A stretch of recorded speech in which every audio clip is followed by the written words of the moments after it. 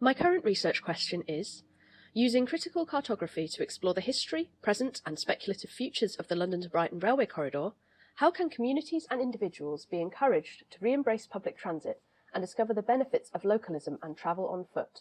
Introduction and Statement of Intent. I'm interested in the interactions between railway infrastructure and the communities which surround it, both urban and rural. As we emerge out the other side of a paradigm-shifting pandemic, it is clear that the ways that we think about public transit, localism and community life have fundamentally altered in the last year. Many more people plan to continue to work from home post-pandemic, and others speak of a period during which they have embraced and learned much more about their local area. This could have stark implications for the future of public transit, which was to a great extent funded by commuters and season ticket holders. However, the ongoing viability of public transit is crucial in a world where we wish to combat climate change and foster strong community bonds. Study after study has shown that communities where walking and public transit are the most commonly used ways of getting around have the best outcomes in all kinds of areas, from small business growth and development to childhood health and more. Critical context review.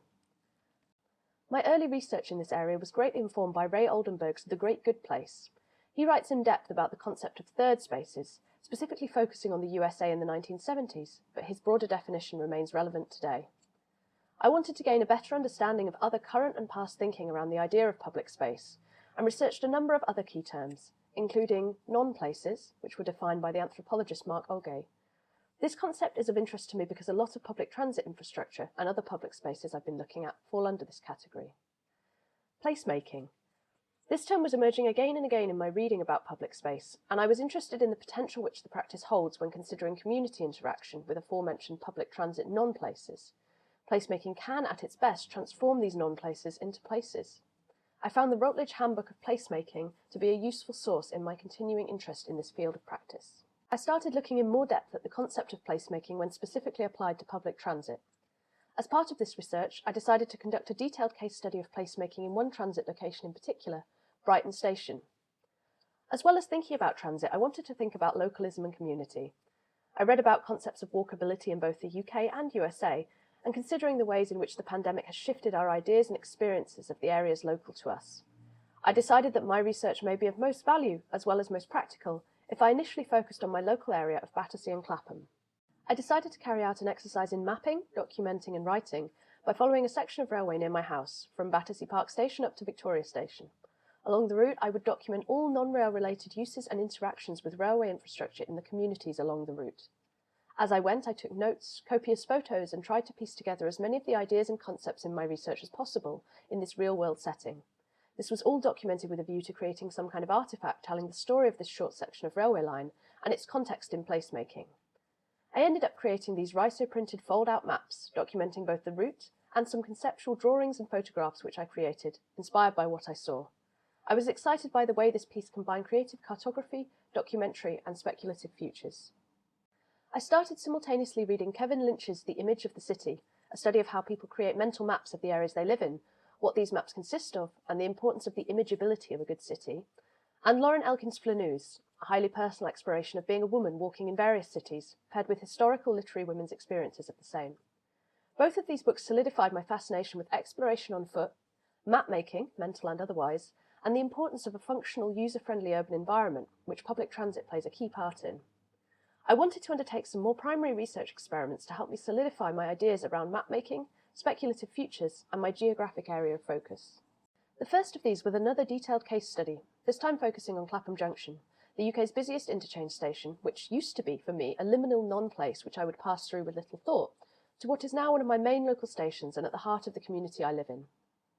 Thinking again about the future of public transit and communities, I used the station as a basis for a number of speculative future scenarios, imagining a world where the station becomes a community hub as well as a transit hub, considering the ways in which key community needs could be met in a way which rationally intersects with the transit network.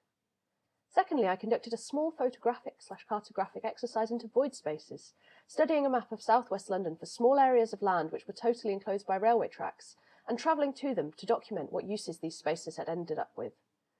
Finally, I wanted to consider my specific geographic area of focus. I'm leaning heavily towards thinking about the London to Brighton train corridor as my area of interest, but did briefly consider thinking about the Eurostar network, and created a short zine to help process these ideas. I decided that at this time the Eurostar project is not practical, but I am keeping it in mind for potential future research. To bring an end to my initial primary and secondary research, I scheduled 2 in-depth conversations with inspiring friends, academics or co-conspirators in my life to help me process and organise my ideas.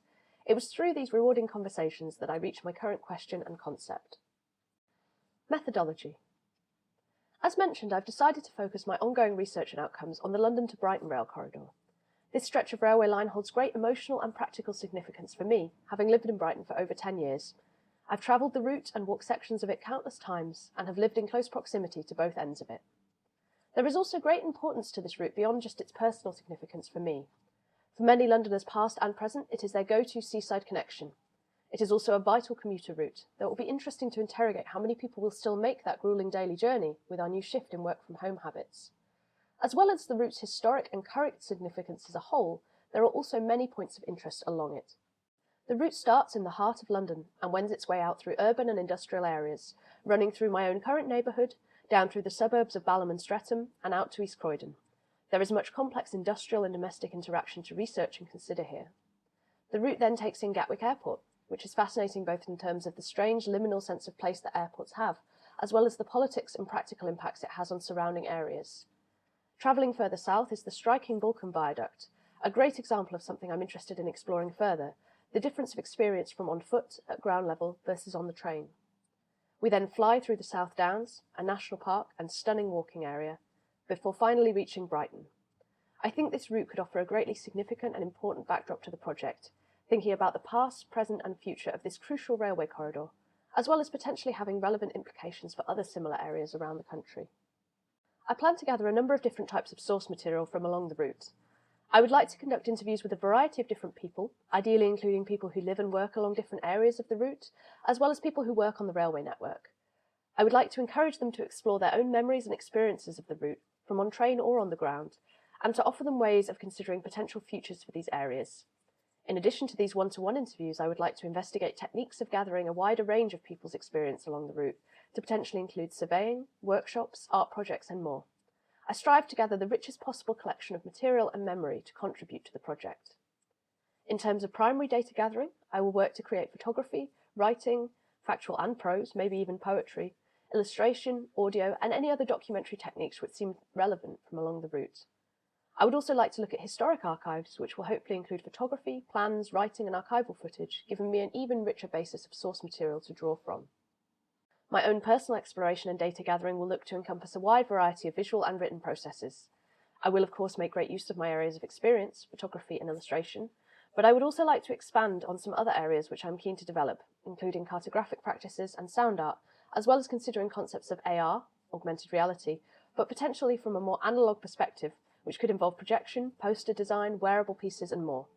Here are some examples of styles of creative and critical cartography which inspire me. My area of passion centres around print-based outcomes. I have fairly extensive experience of both riso, screen printing and letterpress, and would love to utilise these techniques more if they're relevant. Riso is a great process for producing low-cost, high-quantity print with a striking aesthetic, and could be useful both in the creation of a final outcome, or part of it, and as a participatory tool in the earlier stages of my research. Letterpress is a process rooted in the past, but with great potential for contemporary methodologies.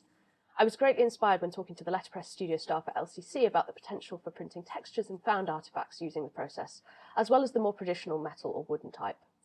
Given that my research is going to take in both archival materials as well as more experimental infrastructural documentation, I think this process has huge potential in the project. As well as print-based outcomes, I also expect that there may be some digital element required, like possibly a website to invite ongoing participation after the project is over.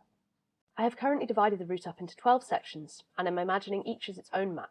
However, I'm very open-minded about what a map looks like. My ideas around creative and critical cartography could encompass sound art or podcast making, writing, performance art, as well as more traditional printed or illustrated map formats.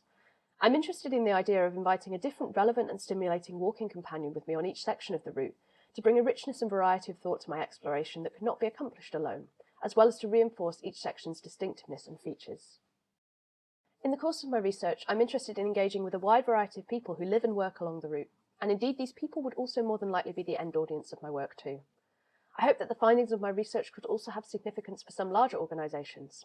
My goal is to increase engagement with both walking, which is exercise, and public transit use in futures, both of which could have great relevance and interest to these audiences. I've sketched out an initial schedule for the first weeks of the project, which predominantly focuses on data gathering, curation, and exploration. I'm excited to get started. Thank you.